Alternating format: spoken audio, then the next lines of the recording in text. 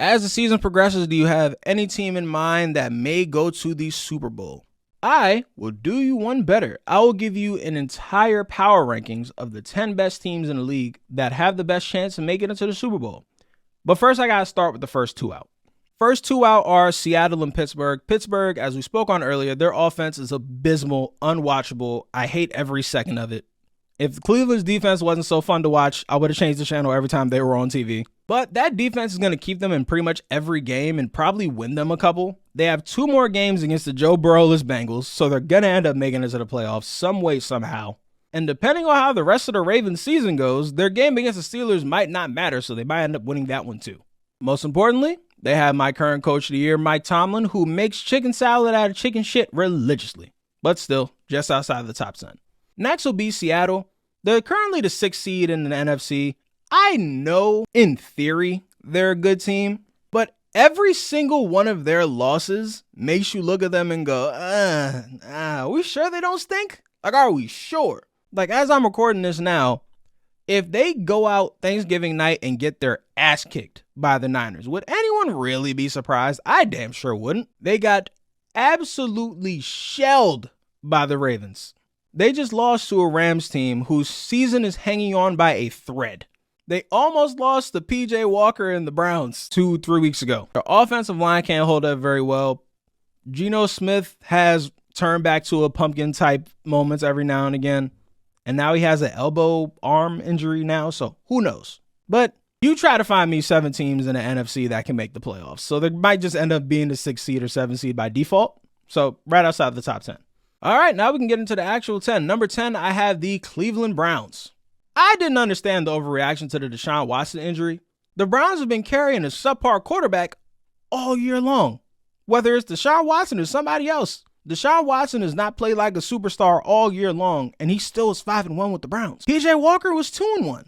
And their other loss came when their current starter, Dorian Thompson-Robinson, found out 30 minutes before the game started that he was going to be playing against the Ravens, who were statistically the best defense in the league at the time. As a rookie, he had no shot that day.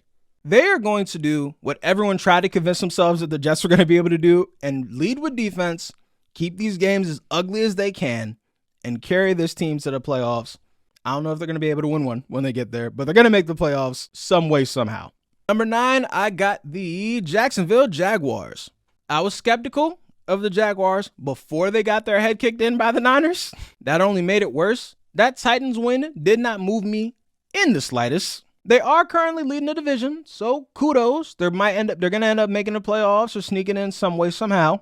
But I don't even think they're the best team in their division. That would be team number 8, the Houston Texans. After they beat the Bengals, I was fully convinced that they're going to end up running the table and winning this division, which will end their season at around 12, 13 wins, good enough for the 3 seed, maybe even the 2, depending on how the rest of the season goes for some of these teams. CJ Stroud, his name is pretty much already engraved on the Offensive Rookie of the Year trophy. D'Amico Ryans is the front runner for Coach of the Year. This team is young, they're hungry, they're on their way, they're gonna get there. Number 7, I got the Miami Dolphins. The greatest show on surf, didn't exactly make the post-bye week splash that we thought they'd make. However, that defense is starting to come along pretty nicely.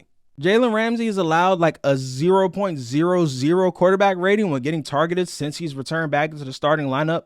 Their pass rush is starting to come back together with Jalen Phillips, Christian Watson. They currently sit at 7-3.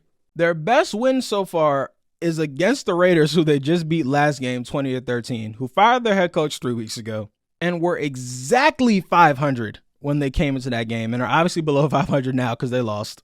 They're still not a playoff team, but at least they finally beat a team that isn't in we should probably tank territory. So hats off to the Dolphins. Number 6, I got the Detroit Lions. So we all know the Lions are good, right? We know they're good. Obviously, they're 8-2. The question is, how good are they? The Ravens game is what really brought that into perspective for me. Because me personally, if I should take you seriously as a Super Bowl contender, I can't see you get shelled in a game against a team that I also think is a Super Bowl contender. It's one thing if you lost. Losing, completely different. Everyone takes an L outside of the 72 Dolphins or the 2007 Patriots. Everyone loses eventually in the regular season, right? But to get absolutely dog-walked and dropped off on the road to the Ravens, turn the radar on a lot a bit.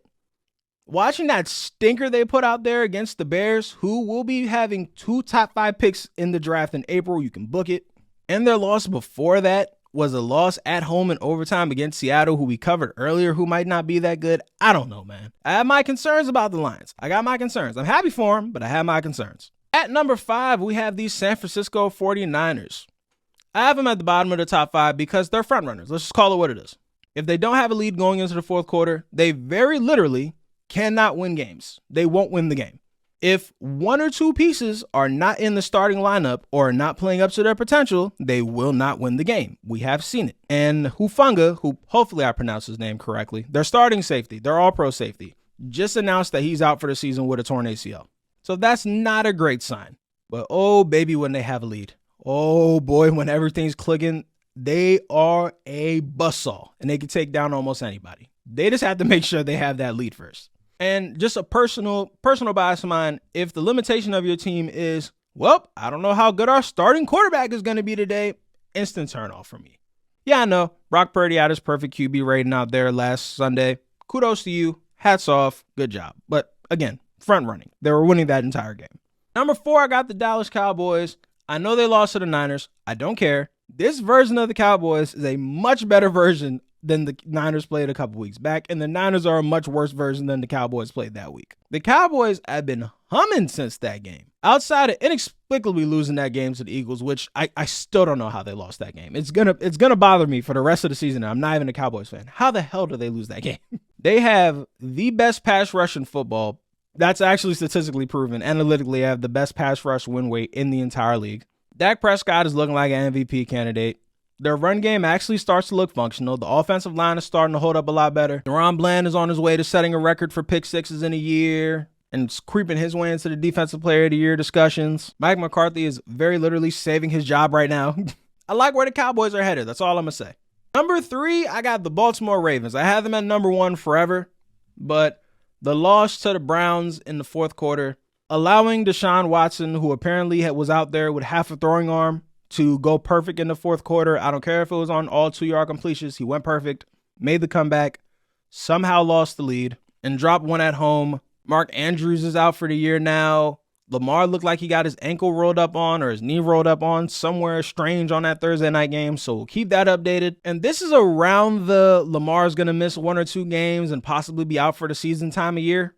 So we'll just keep an eye on that. I still love the Ravens, but injuries, and we'll keep an eye on. And tied for first and second is the Eagles and the Chiefs. Again, hate to beat a dead horse. The game hasn't been played yet at the time I'm recording this. So the Eagles-Kansas City game literally just ended. The Eagles won 21-17. And before I update these power rankings, I'm going to insert my preview for the game right here. Patrick Mahomes has a record of 35-8 at home in his career. Andy Reid has a record of 27-4 after a bye week. Historically speaking, there's an almost 84% chance Kansas City wins this game. Looking at history, you'd have to be an idiot to pick the Eagles to win this game. But in the words of the Honorable Slim Charles, the thing about the old days, they the old days. The Eagles are flat out the better team than the Chiefs this year. Philly's main weakness is their secondary, and if you've seen the Kansas City receivers, I think they'll be okay. Not to mention that Chiefs offensive line, despite only allowing 12 sacks so far, they've been shaky all year long. And now they got the Philly pass rush coming to town against an already struggling Kansas City offense. They're in for a rough night in their own house. Give me the Birds getting their lick back for the Super Bowl.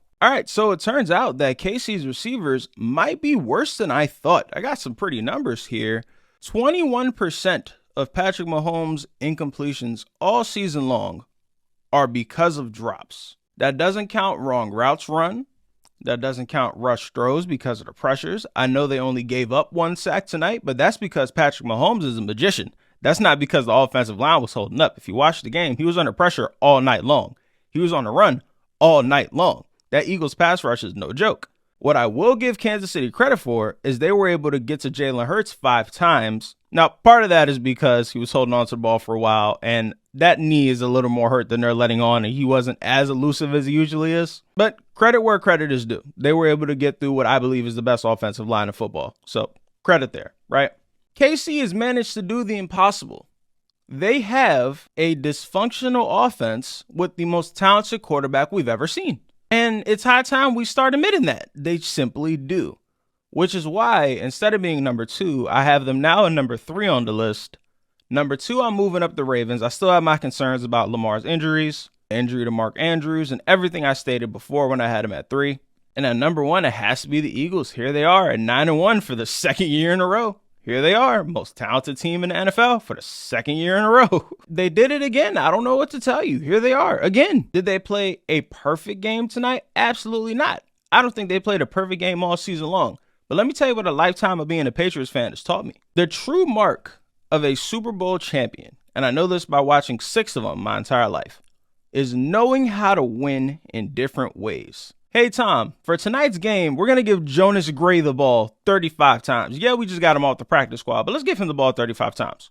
Cool. Hey, Tom, this season, we're going to need you to throw for 50 touchdowns. Think you do that? Cool. And that's the true mark of a team that is capable of winning a Super Bowl. Philly can give it to you however you want it at this point. And that is to be commended, which is why I have them at number 1.